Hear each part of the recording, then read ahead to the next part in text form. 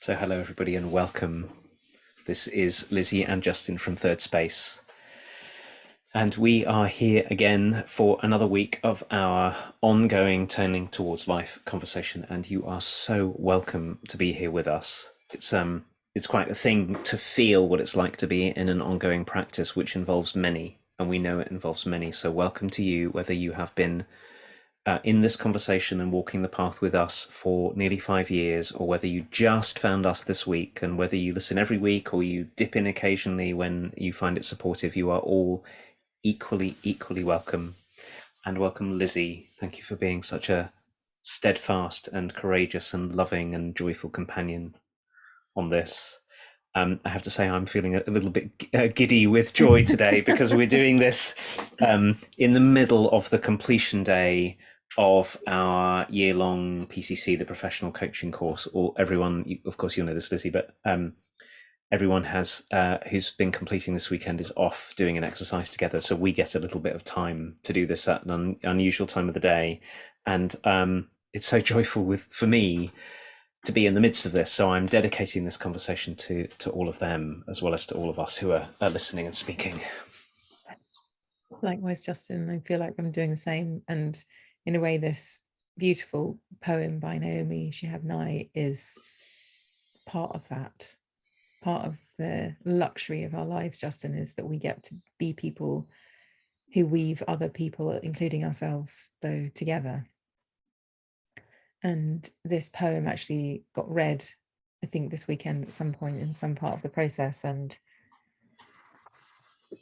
it really moved me. So I wanted to bring it and see where it would take us to. So this piece of wonder is called Shoulders by Naomi Shihab Nye. And it goes like this. A man crosses the street in rain, stepping gently, looking 2 times north and south, because his son is asleep on his shoulder. No car must splash him, no car drive too near to his shadow. This man carries the world's most sensitive cargo, but he's not marked. Nowhere does his jacket say fragile, handle with care. His ear fills up with breathing. He hears the hum of a boy's dream deep inside him. We're not going to be able to live in this world if we're not willing to do what he's doing with one another. The road will only be wide. The rain will never stop falling.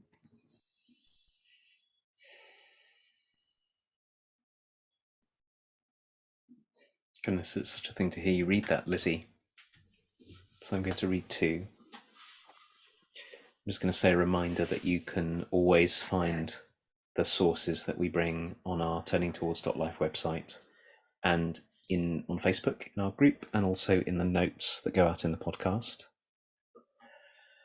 And maybe just take a moment, because there's something extraordinarily powerful about these words from Naomi Shihab Nye.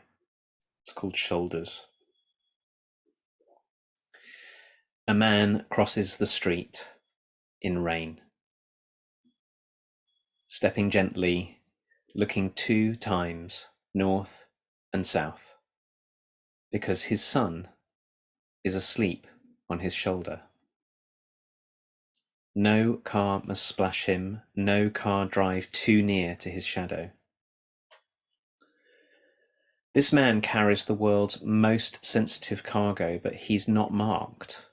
Nowhere does his jacket say, fragile, handle with care. His ear fills up with breathing.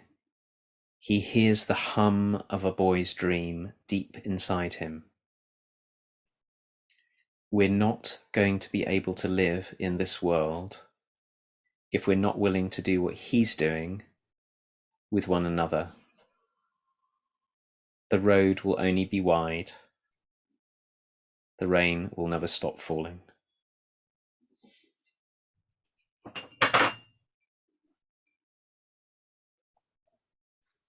So Justin, I don't know about you, but I remember being carried by my own dad from the car to my bed sometimes. And often I would pretend to be asleep so that he would do it. I would just love this feeling of being protected and carried in my vulnerability. And the reason I remember it is because I was pretending to be asleep. So I love this because it feels like a body memory for me that didn't happen very often. And yet when it did, it felt like, sometimes, Justin, I feel like the small things I remember in my life, the reason I remembered them is because they were the seeds that were planted for something later somehow. Like my memories that are clear to me from then feel like they had purpose, that it was those memories that I have rather than 100 other things that I could remember, but I don't. And so I can feel the kind of thread of feeling this kind of safety, this kind of the whole of my body being held up by something bigger than me, someone bigger than me, and being loved like this. And so when Naomi says that this is what we must be doing for one another in order to be able to go on living in this world, it feels so right and real that this isn't just a relationship between a father and a son, or a father and a daughter, or a mother, and that it's not a parental thing. And some of us have these little lovely embodied snippets of our parents loving us like that, but many of us don't as well. And so the hopefulness that comes with feeling that we can be this for one another, that we are this for each other, feels like such a profoundly important pillar of requirement for being human, is that this is what we are for each other, this is what we do for each other. Because the road will only be wide and the rain will never stop falling. And we need each other. We need each other to do this for us. And it's backwards and forwards.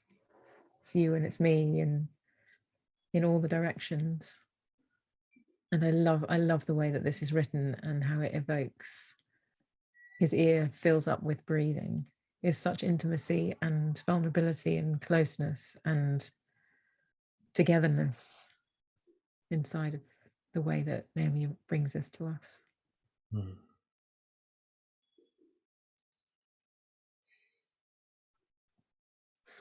Lizzie, while you were speaking, because we're in the middle of hosting our group on the program, I've been receiving calls on my phone from they need us to set something up on Zoom for them so they can do their exercise properly. Okay. So what I'm going to do is I'm going to pause. We'll stay here together. Okay. I'm going to just reach out to another member of our faculty and see if they can sort this out, and then I'm going to respond to you. Great. Everyone's calling me. I'm getting calls left, right, and centre. So let me. Such a funny thing to happen.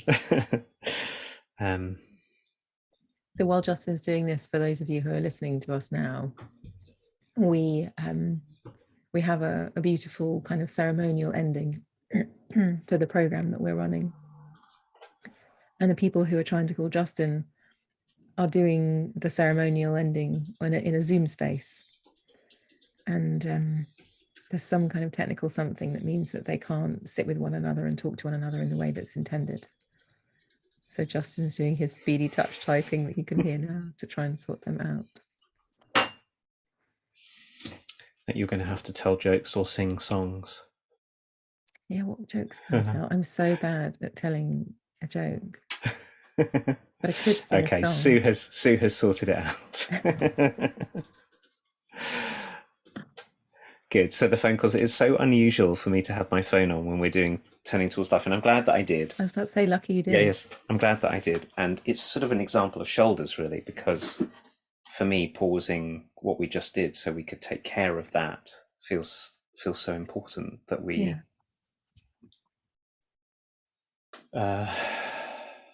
make ourselves available to one another as best we can. Yeah. And all that happened earlier when we were running the program is that I forgot to follow the reminder that I have written in my notes to set up permission for everyone to record their session. I just ignored it. So, of course, everyone's frantically ringing. And I think So I'm going to come back. I'm going to return to our conversation, this one that is the one that's right here between you and me, Lizzie. And something really profound shifted in me whilst you were talking, and I think it was at the moment where you came back to near me, she had eyes line right in the middle. The intimacy of his ear fills up with breathing, and he hears the hum of a boy's dream deep inside him. Mm. And I could feel then something that feels really true to me often, but not always, came back, which is that we all are one another. Mm. And it seems to me that in a very straightforward but also very deep way, it's really true. I don't mean that I have somehow magical access to the inside of your experience, but I do mean that there is a very straightforward way in which we are one another. We are of the same stuff. We are an expression of the very same life. We're made of the same something. If you trace back in our histories far enough, and you don't have to go very far, you find that we all came from the same place and from the same ancestors and from the same. Our physiologies work like one another. We breathe the same air. We're born on the same planet. So, I mean, even only, and that's vast on that level, we are all one another. We just happen to be the ones expressed with this body at this time.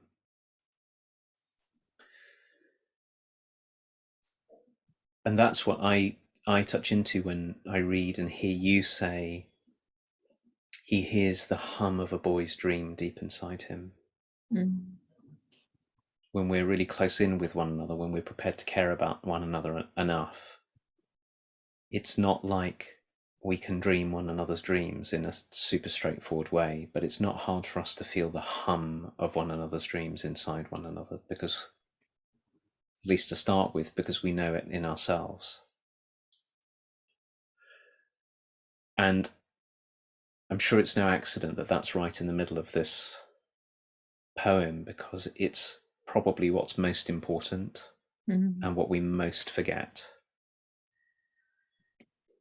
And then we get thrown into easily, many of us, into a way of being where other people stop being, you're another me and I'm another you, and other people become objects to us, become annoyances or projects, or, you know, and a project could be someone I've got to take care of, or someone I've got to get out of the way of, or someone I've got to have power over, or all of that.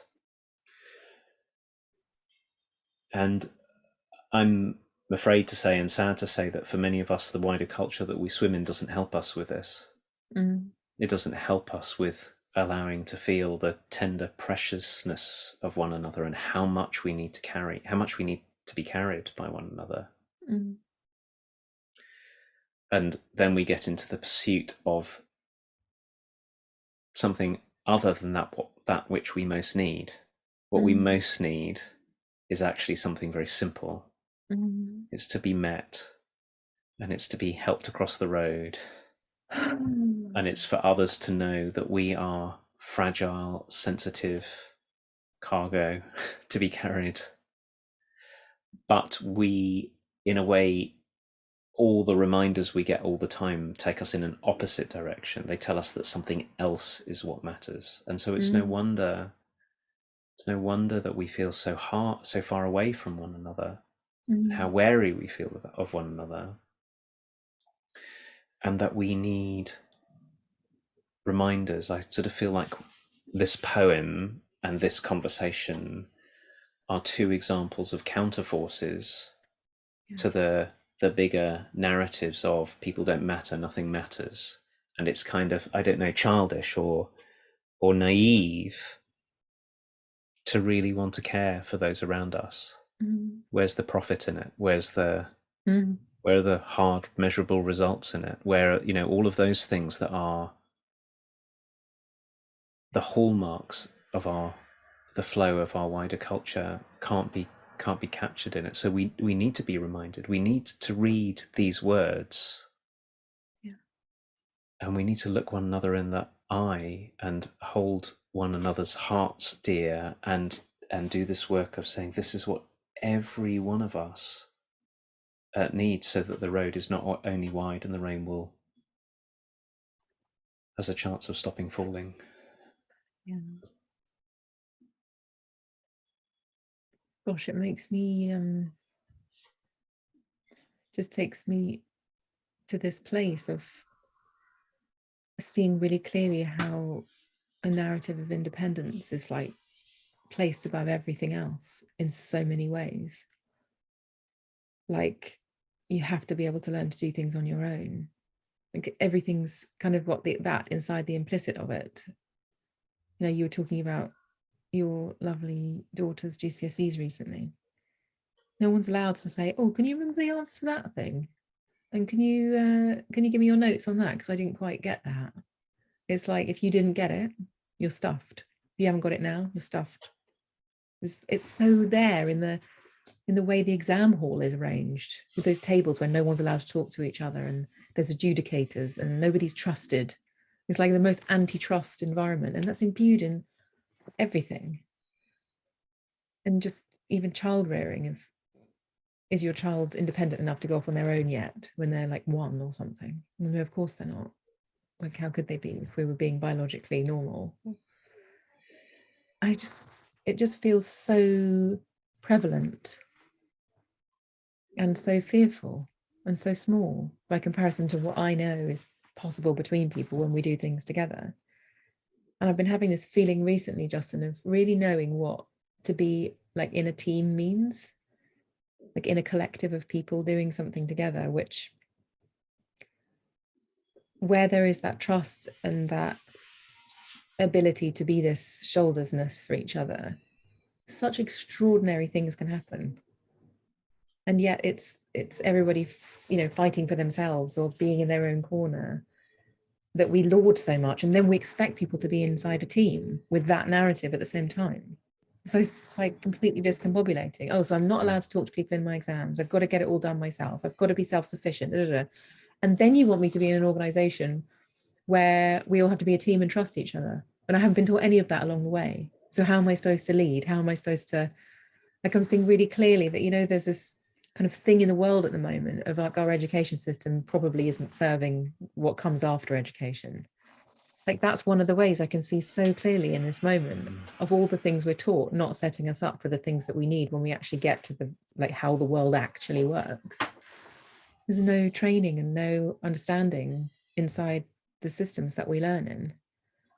And it's such a wondrous thing, though, to be part of something where you trust one another, and there's, everyone gets to bring what they can bring, not what they not be forced into bring what they should be bringing, but what they can bring. And I feel so grateful that I know what that feels like, to feel like I can be myself and to not having to be squeezed into some other version of myself that I don't really want to be, but I have to be because of the environment or something. And of course I've been that too, but I'm talking in the context of us and Thirdspace and everything we do here. It feels like I get freer and freer the more I'm allowed to be able to bring the thing I can bring, rather than, please can you do the things that you're terrible at, but they do need to be done, you know, which has been so much of my life, trying to kind of go, oh yeah, I'm pretending I'm all right at that, when actually I'm just really bad at that. Don't ask me to do that if you want a good job done, kind of thing. And yet somehow there is a way, which is the kind of the lesser known, the lesser trodden way, where we can hold one another up like this in order for our true gifts to be brought. And it seems that there is a magic that can be there, that's a human, born of human relationships, where each of us gets to be who we actually are rather than who we think we should be. And we can trust that. It feels very trustworthy to me. Been all kinds of things coming up in me as we've been talking, and one was, I suppose, sparked by your bringing us into the realms of what happens for many of us in our education system if we're lucky enough to be in a situation where what we feel like we're getting is a kind of education that not everybody does. But even then, what the system that doesn't serve us, the way the system doesn't serve us well, is it doesn't treat us like the world's most sensitive cargo. So we don't ask the question, and I think this is the same question. You were talking about the world of work, and very often the world of organizations, formal organized organizations, does the same thing. So we don't say, here's a Lizzie, we've got a Lizzie. Wonder what it might be to have a Lizzie here. I wonder what shape a Lizzie might be. I wonder what gifts a Lizzie might have to bring. We sort of make a different move, which is we say, here's a container that that a person is meant to fit in. So for example, you're meant to fit into learning these subjects in this way to get these grades. Or we go, you're an administrative assistant, Lizzie, or you're a finance director, you're whatever it is, and we go, and you have to contort yourself to fit into that shape that we've made. And obviously, because I've encountered the organizational world very much through my own work, seeing how prevalent that is in so many places, we'll have a competence framework, Lizzie, and you have to be, or a behavior, even worse, actually. I think competences can be wonderful, but like a behavior framework, Lizzie, and we'll be sort of observing the way you behave in every moment to try and chop this bit off and stretch out that bit, instead of going, if I treated you as the world's most sensitive cargo, what I would be interested in is, how can this place and these relationships and these people around, how can they support you in flourishing so that the unique gifts that you have get brought? And how can we find the place where that will happen? Which may not be right where you are now, but we could really attend to the place that you would flourish. And what would happen if we really got dedicated to that and found ways to be the ones who would carry one another, so that the hum of the dreams deep inside us found a home. But that's not really where we usually start from. And it takes, the thing that's really occurring to me is, it takes a real kind of courage in us to do this, because there's the sort of systemic processes of this, but there's also the personal process, which is, even before we get to exam results and job descriptions or anything like that, am I willing to let go enough of my wishes that you are just the way that I want you to be? Am I willing to be with you through the shifts and changes in who you are, where you show up, and to treat how you show up in the world as precious cargo, and to stay with you while you change and unfold without trying to correct you, and at the same time welcoming and supporting what's being born? I think that's I have a feeling that this is what we are made to do, that we've forgotten. Yeah.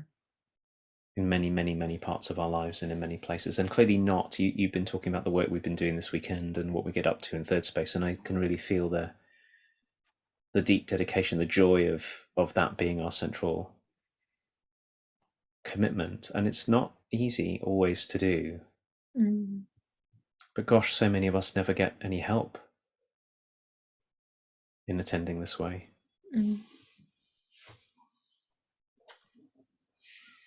Oh my goodness. I'm thinking, Justin, of all of the people in the world who stand for this and who get kind of thrown out because of it. I think that's how powerful the collective story is about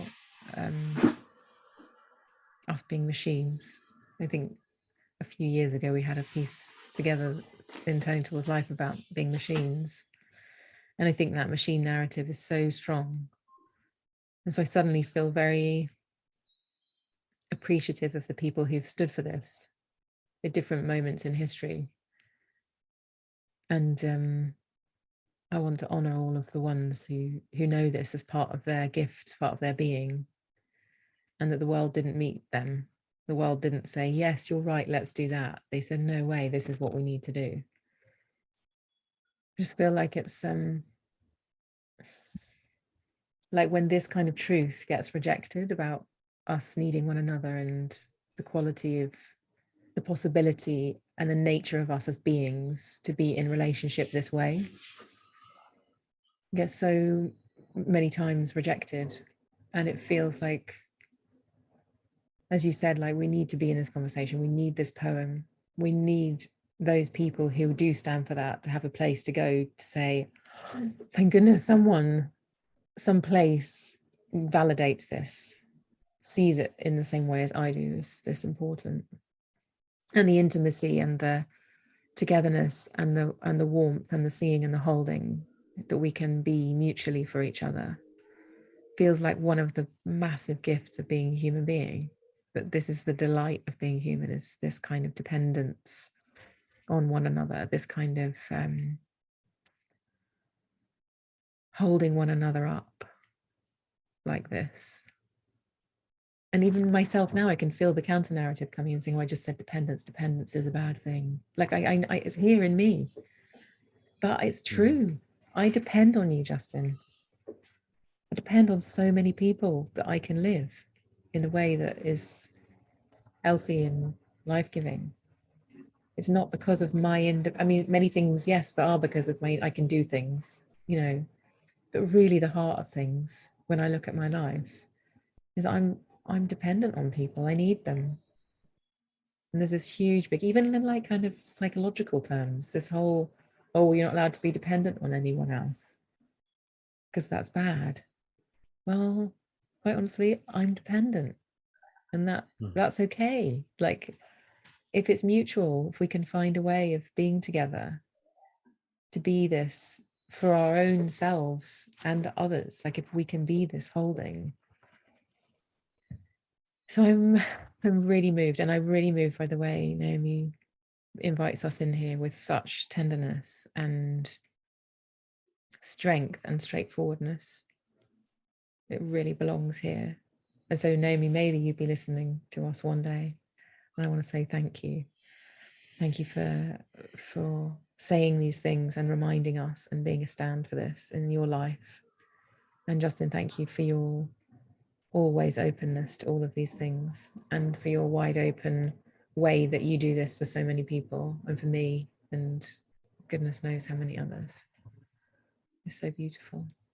And I think it's probably time that we ended. I don't really know what the time was we were supposed to end, but it feels like half an hour is up.